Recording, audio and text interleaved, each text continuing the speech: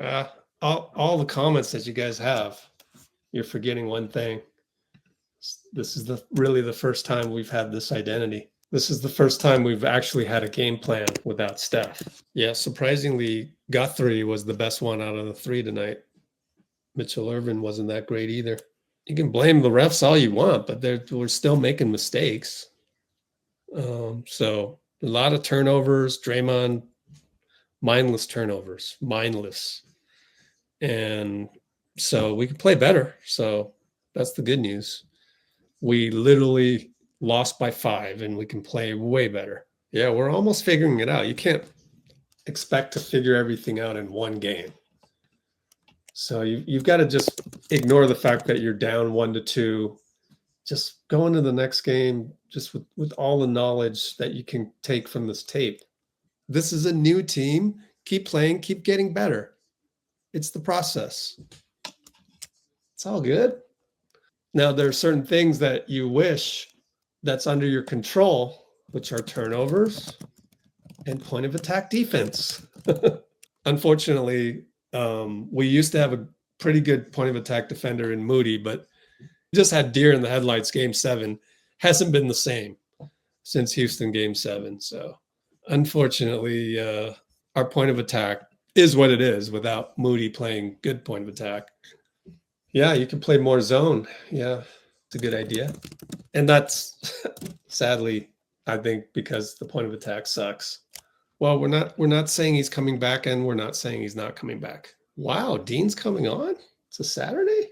Cool. And I was a little worried I wasn't going to be able to do a podcast, but now I'm more confident of doing one because I've been so tired over the last X number of games that I haven't done a podcast. 3. So it's a long time to go without a podcast, but very, very exhausted lately. So it's good news to have Dean Chambers in the house. Yeah, good point. If this was a blowout, I'd be concerned. Exactly. All right, Steve's at the podium. A few moments later. Did JK figure something out last game? Obviously tonight he's got 30 points. I'm sorry? Jonathan Kuminga, just what do you think of his performance tonight? Oh, he was brilliant. JK played one of the best games of his life. It was fantastic to see, and you can see how necessary he is in this matchup, especially without Steph. You know, we're having a tough time getting free, and, you know, he's obviously capable of, giving us some points, getting to the rim, and I thought he was fantastic. You know, I've said it a couple times to you guys. I've just been impressed with the way he's handled things the last couple of weeks, with the way he's stayed ready and put in the work, and it paid off tonight. A few moments later. Speaking of which, don't forget to act like J. Cole money long instead of your friends on Twitter. Somebody for 2 minutes and just exchange a few words and know where that person is vibrationally. If they talk about other people, gossiping, hating, like, all right, this might not go that far. I remember one time I had a moment in the studio where J. Cole was there, and I was just having a bad day, and I started just talking trash. I was talking to my other friend, Teron, and Cole came in the room, and within 2 minutes, he heard what we was talking about, and he got up and left. And I just remember being like, damn. What we say? Why did he do that? Yeah. But then I realized we wasn't on the same frequency. He not on that. Complaining, that kind of conversation does not circulate in higher level rooms. He didn't judge me. He didn't say nothing bad. He sat there, he listened for like a minute, and then he got up and left. Because what happens is when you're high vibrational, most likely those people are going to bring you down. You're not going to be able to bring them up. I really don't care. I mean, I care if you're positive and bring inspiration and creativity to me and the rest of the people. But if you don't and you bring it the opposite way, like Anakin Skywalker, then nah, I don't want you here. Here's Buddy. Shavano healed.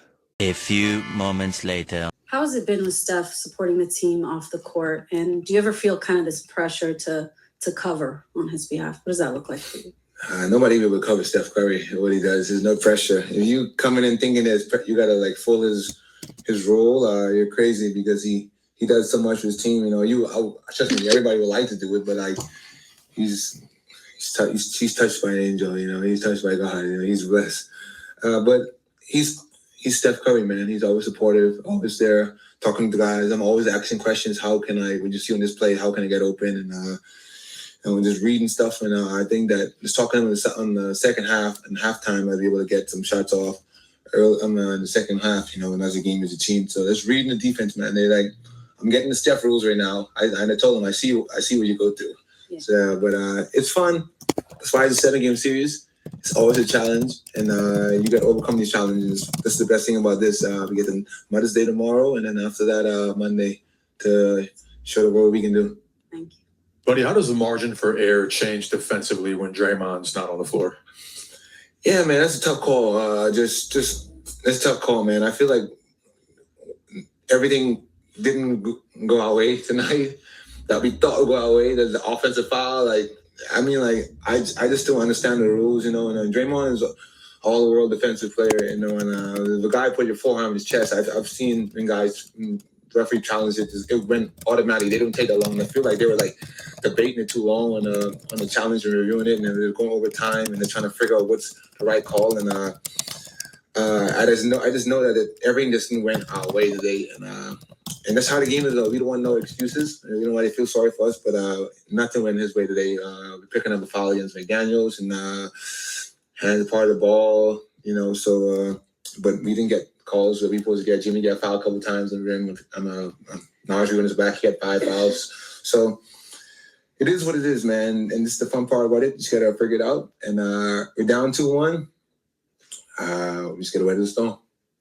When you talk about getting the Steph rules right now, what is that like? I know you see him go through, but what is it like to go through it yourself? How difficult is that? It's tough, but it's a challenge, and you gotta be patient, man. And like a shooter, you're never patient. You're always trying to outgun somebody. You're always trying to find the best shot possible. And but I know in the playoffs, you gotta find the best shot possible. Sometimes you might take some crazy ones, and sometimes you might make that crazy ones, but you need to find that spark to get your team going. And, everybody knows that. I think you can feel in the crowd, knows that we need to get threes up, to be able to sustain and open up this gap. But, man, it's a fun challenge every day, and they're a tough defensive group, and I just can't wait for Monday. When you say weather the storm, do you take things out of this game that make you feel optimistic about Monday? Yeah, we take things. You always, that's why the series you learn, how can you adjust? They won 2 in a row. I feel like it's a game we should have won tonight, but we didn't win it. But you just got to go to the drawing board and figure out what's in that spurt where we lost it, and how we can learn and go from that. A few moments later. From Game 7 hero to taking Game 1 on the road and then 2 straight losses, how do you deal with the kind of back and forth as far as from an insane happiness to a little bit of disappointment? How do you deal with that? I mean, this is the NBA, man. You can't get too high, you can't get too low. You enjoy it when you can, but it's on to the next. Like you said, Game 7 is you win that. You don't get come here and enjoy it because we're trying to watch film on Minnesota, and one day off, and then after the next game playing, and we won that one. But it's NBA, you can't get too happy, you gotta be complacent. This was we haven't won anything. We moved to the next round, but nothing is not. We won. Our goals have been a championship, and our goal is to try to weather the storm as we can when we get 30 back, because we know how elite we are with him. But I think I know we can beat these guys without him too. So ready for Monday, get to the drawing board, and let's get it. Thank you.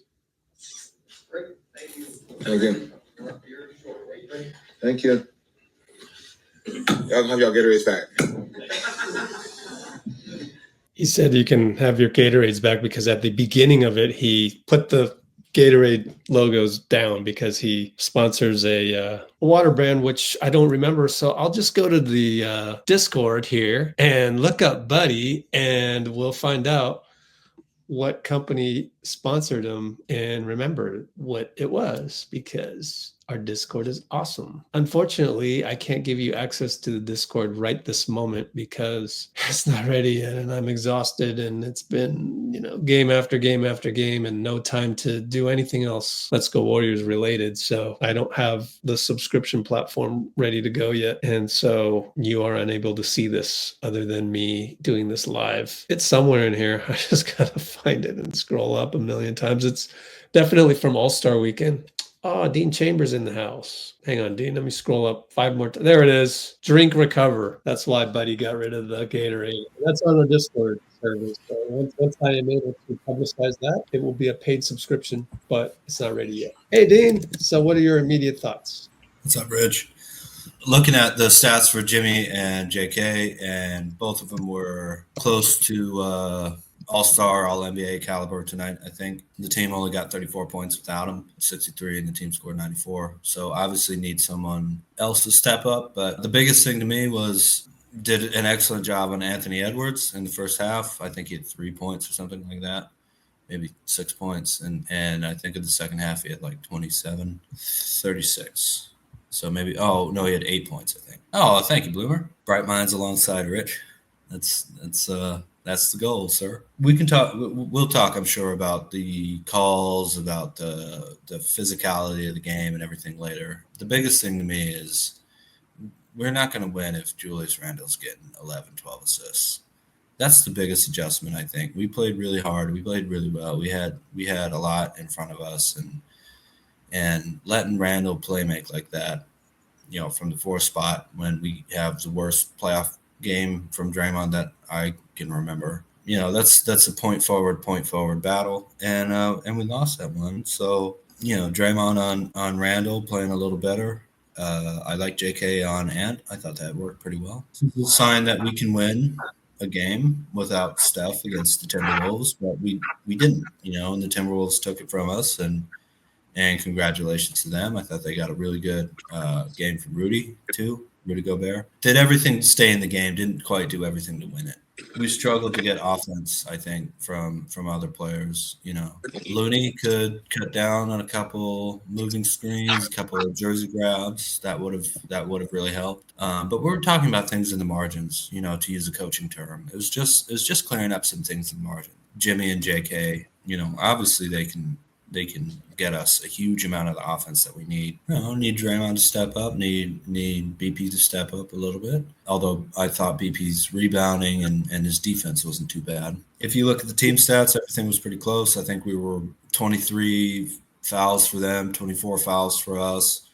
The free throws, I think, were even. The three-pointers weren't too bad. It was 13 of 34 for them and 10 of 23 for us. So they hit more, but at a worse percentage, and we shot almost 44%. We shot 43.5% from three. It was literally tied, 17 to 21 for both teams from the free throw line. We hit one less shot, and had one less field goal attempt than them. Looking at the box score here a little bit. Do you have a lot from the box score? Because Jimmy's at the podium.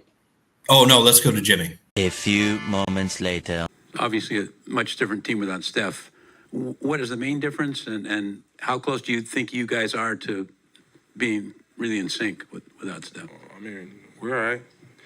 I think we, obviously with Steph out there, he demands 2 to 3 bodies when he's out there on the floor. When he's not, there's just no room for error. You can't make mistakes. You can't turn the ball over. You can't get back, all of those things. And then you got to take the right shots. You got to move the ball the right way because he's the one individual for sure on this team and maybe in the league that can make sure you're never out of any game. So, like I said, we just got to be better and limit our mistakes. A few moments later. How much of this do you have to take the Steph out of your mind as far as just think about this series without him, or how much of you is thinking get a win to make sure, we can try to get him back? It's always get a win. If we don't win, we damn sure don't have to worry about getting Steph back this year. So we got to, put our big boy pants on and go out there and compete at a high level and get this one on Monday. And then we can worry about the next one after that. But, get some rest, recover, Domino's, coffee, kids. A few moments later. Jimmy, what do you expect the desperation and the urgency to feel like on Monday when you guys are back on the floor here? We straight.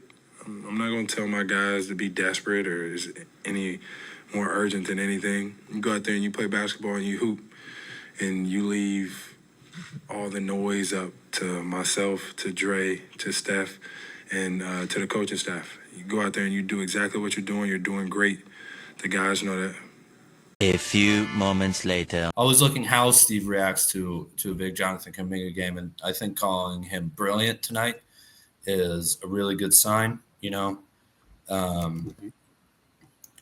brilliant. Brilliant. He said the brilliant has usually been the adjective for Steph. Mm-hmm. So that's great. Yeah, and I thought Jimmy was very calm, very confident today. He always is. Yeah, Hey, but Dean. sometimes there's a little, we need to do this, we need to do that. And today it was just, Good. nah, we're straight, we're cool. But also we need to not turn the ball over part as well. Yeah, but that's true every single game we've ever played. Ever since I've But been then watching. also, Dean, don't forget, you know what was the most important? I'm just kidding, actually. What? Domino's Coffee and Kids. Oh, yeah. I don't want to blame the refs, you know, but the turnovers to me were way more egregious than the bad calls. Like, yeah, but we just got off playing the Rockets. You know what I mean? Oh, I have no problem categorizing this as a preseason game in terms of that's hyperbole, but kind of it is. Oh, it was a regular season game. Yeah, they called this like this was January. No, I mean the way we're playing. The way we're playing. Yeah, maybe. Throw the ball and Gary went that way and Jimmy threw it that way, and it's like normally I don't see that except in preseason, or we do see it for the Warriors in certain spots, but that's when we're just not there yet. So what are you gonna do? Or Draymond throwing the ball inside of Jimmy, and it's like very slow pass. This like is the worst playoff game I've ever seen Draymond play. Yeah, he mentioned that. For sure. No points, no rebounds, no blocks or steals of any note, 4 assists and 5 turnovers. Mm-hmm. He needs to he doesn't need to step up. He needs to cut out the fat. You know what I mean? Just streamline the game. You know? Because he's our Rajon Rondo. He's our point guard, really, you know, who's a great defender. I have no doubt that he'll step up and have a much better game. Yeah, Jimmy had 4 turnovers. That's true, but I was pretty happy with Butler's performance. I thought one thing though was he entered. I forget. Do you remember how many assists he had at halftime, Rich? I think it was like 5 or something. No. Anyway, he only finished the game with 7. I thought that was a great adjustment on Minnesota's defense. That was Minnesota taking Butler out of the passing game. I think he still was very aggressive with the shot and everything. Probably got fouled a few times that weren't called, but that's, you know, that's just the way certain games go. I have no doubt that BP can step up, hitting some more open shots. On the other hand, like I think it was like 6 minutes ago in the fourth, and he took like a crossover step back 3 or something. Those kind of things need to be cut out. Looney, a couple really, really bad fouls. Jimmy and JK are very difficult for anybody to guard, not just the Timberwolves. I think that would apply through a lot of these different series. We didn't really have much of a buddy game. We didn't really have much of a BP game. We weren't that bad. I think we had 14 turnovers and they had 18. So while we had some bad turnovers, we did win the turnover battle. You know, we had some bad turnovers, but we won the turnover game. So obviously 14 is what we both, I think, would call the maximum for a good protect the ball game. No, nah. This team doesn't have Steph Curry. The Steph Curry 9 turnovers, 12 turnovers, what have you. Like that's with Steph. You can't make mistakes here. This is just like Jimmy said. But as I said, also, this is like the second game these guys have played together with Jimmy without Steph. So I give them a lot of leeway on that. But if they want to win, suddenly come in to the Western Conference semis, this new identity that's hardly ever played together. And you better not make those mistakes against Minnesota, because for them, it's a playoff game. So they're way farther along. I agree. That's what it is. That's 9 turnovers without Draymond. I know Jimmy turned the ball over a little bit, but Yeah. it didn't feel that egregious. I think if you cut down what Yeah, a lot of it's Draymond. Draymond just throw like those lob passes are thrown for But it's also Wemby. Draymond's second game with the new team. So No, that's I true. think it's harder for a guy like him because he's the point guard and he's the one that's usually making risky passes with Steph running around that usually finds its recipient, and all of a sudden you're changing the entire identity of the team. I mean, I don't know. So it's tough. He's in a tough spot. So maybe that's why I'm not as upset about Draymond's game as it feels like other people are. It's really for us to beat a playoff team like Minnesota with a new identity. That's a huge accomplishment. That's shocking the world, I think. So can it be done? Yeah. If it doesn't happen, it's like I've just seen too much basketball. It's going to be a great feeling if we can pull out a win because this doesn't normally happen. Like a new team beating a team that's established like this. Not only just a new team, but a new team not having its best player who's one of the greatest players of all time. Yeah, it's an interesting dynamic where we need to do all these things better. But at the same time, I just keep in the back of my mind is just like they're actually playing pretty well. They actually exceeded expectations, believe it or not. And yet Draymond could play way better and this and that. Like for me, exceeded expectations because this is a brand new team and it takes time. It's tough to do when you're playing every other day and in the playoffs this deep. So it's weird. I don't know the right words to say. I'm just like trying to explain it all. Again, it's a process thing. I'm way more process, and I hope to spread that belief to everybody else to enjoy the process the way Steph says, and not so much the results. But at the end of the day, you win or lose a game, and that's a result. So, but I've always leaned heavily towards the experience and the process. And this is amazing. To even have the game sort of like if you just had control of the game. If maybe if Jimmy was 2 or 3 years younger, because he looked like a 35-year-old out there at times, even on defense. Randall spins right by him. Randall's great though. So I guess what I'm just saying is I thought we played really well, actually. If we somehow beat Minnesota, that is an amazing, it's already amazing the job that the coaching staff just did. And it's already amazing. JK comes off the bench and can get downhill like that.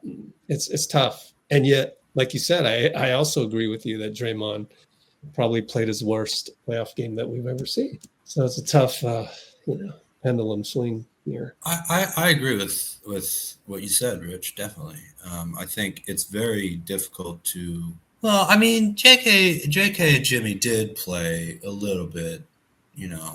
I think 15 games maybe. Without Steph, it's an entirely different roster. Look at the 23 3-point attempts. I mean, that Steph will have 12 in a game. We only shot 23.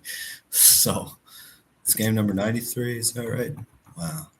Yeah, I just looked it up. We're 29-11 with Jimmy Butler. I can't say this is the 100% full heart game. It was from Jimmy. It was from JK. But everybody else out there is a little. What's the right word for that, Rich? They played hard, but they didn't play. That's what I've been saying. This is a preseason game for a lot of guys. Like this is a new identity. Yeah, but we can't afford one more. It's not the preseason. Yeah, we can. It's a 7-game series, so I mean, technically we can. So I'm caught in between. Well, on the one hand, you go down 3-1 though. But I mean, it doesn't matter. I'll still believe in them. I'll still root for them all the way. But yeah, they can figure it out and suddenly become, mighty Ducks. Do you kind of get what I'm saying? It's like, I mean, at the end of the day, it's actually pretty exciting to me from a basketball observer standpoint, which is that we're taking this brand new team that doesn't have Steph. It's right in the middle of the playoffs. It's got all these different pieces, and we're figuring it out on the fly. I don't know. I'm going to get thrashed in the comments for saying it's actually okay if we lose the series, but that's not what I'm trying to say. You know what I'm saying? It's just there are no words for this. It's just basketball. If we pull it off, it'd be like that's why I was saying earlier when we went live, and I wanted to actually do a podcast on this, but And now that we're talking about it, we probably will. But if Steve pulls this off and we actually win this series, can we just give Steve the flowers and just be done with it? Like that is one of the greatest coaching jobs ever.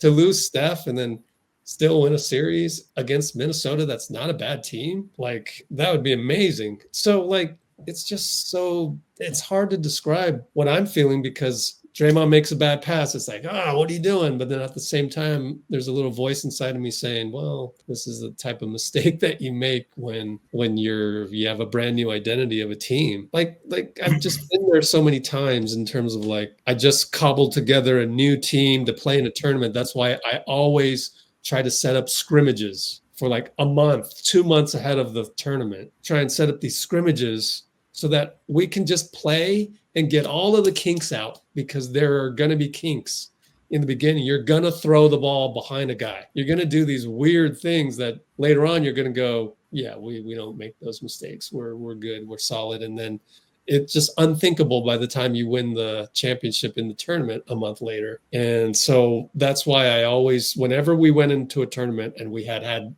no scrimmages, no practices, I was always worried to death because we would definitely be making boneheaded mistakes. And it would literally be, what are we doing? But it happened so many times that after a while, I just kind of accepted it. Like we went into a tournament and we hadn't scrimmaged at all. Why get mad about it? I just already know we're going to do some really boneheaded things and have brain farts left and right. That's why I have this like weird kind of feeling towards this entire series right now. First and foremost, my thing is just it's not about winning the series without Steph. We need to win one more game. That's where I also kind of disagree. I don't think you can make. Well, but listen. We need if we win one more game, we're guaranteed a game 6. That's the thing. Yeah, but you're guaranteed a game 6. I disagree. Don't Why? be predicting. You cannot predict Steph's hamstring. Just play one game at a time. It's not about Steph's hamstring. It's about giving this team a shot at home and then a coin flip in game 7. That's it. Well, I'm just saying that what I've said is in disagreement with everyone else on the planet. I already know that, but like, I'm not looking at it as a must-win game next game. I'm not looking at it as we need to win one game to maybe get Steph back for game 6. I'm just accepting what we are, which is just like when I take my tournament teams to a tournament and we hadn't done any practices, there's going to be brain farts. Now, there is a chance everything clicks because we're that good. Yeah. And with this team, we have a great coaching staff too. I can't say that we didn't. I mean, me coaching a team at a tournament team, that's not a staff. That's just one guy that happens to be able to sub in this guy, that guy, and try. Were you a player coach? No, heck no. I learned that early. You cannot player coach. Only Bill Russell. Yeah, but that was a different era. So anyway, that's another topic. But we don't need to win this game, win that game. We just play incrementally better and it will happen. And it might click. So I'm hoping for that. But I don't know. It's just like, I don't want to say that I'm not rooting for this team or I don't think they'll do great things or this or that. No. I'm just literally not saying anything. I'm just like, let's just play the next game. And hopefully the progression of the team will keep on an upward slope. And then we'll see what happens. Is the upward slope good enough to actually beat Minnesota? Maybe. And we'll see. This is one of those times where I'm really hard on the no crap, no comparisons, rankings, awards, predictions. Really, just go play. And it's okay for you to disagree because you haven't seen what I've seen. So you can only really understand that for going through so many iterations of new teams. I've been through so many iterations of new teams from my Asian leagues and tournaments that it's okay. Like it will be fine. You'll live. I can guarantee you one thing. You'll be fine and you'll still love the game, whatever happens. Yeah, we don't get thrown in prison for losing. Also, if JK and Kerr win this without Steph, you and I are going to be the only people in the world who believe that could happen. Maybe a few people in this chat, but only on here would we ever have believed that was. Any last words here, Dean? Last words. I got a final thought, which is I agree with you, Rich, that you need to listen to what your body needs. Sorry I wasn't able to do a post game last time. Oh yeah, Um, you've been busy too, man. Yeah, but it's it's definitely time to lock in now on the Warriors. So Okay. anything that you need, Rich, just let me know. Anything you'd like me to change or improve or anything like that, I'm totally open. We got thick skin, so anything it is at all that you need, just let me know. And happy Mother's Day. Let's go, Oh, guys. yeah. You got this. Everybody. Oops. Oh, there it is. Cool. Believe it. We believe 2.0.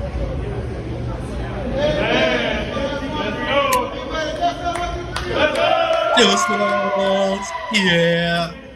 Rock the world. Today he came back. He came here today talking about how he got a new blicky. For the uninformed, what's a blicky? How you don't know about no blicky, man? You had a blicky?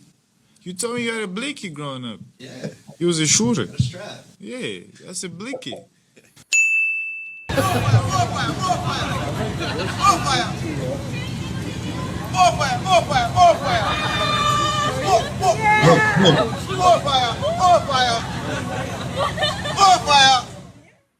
And Brate. Thanks, Dean. Appreciate you, man. Thank you, Rich. All right. Monday. See you Monday. Yes, sir.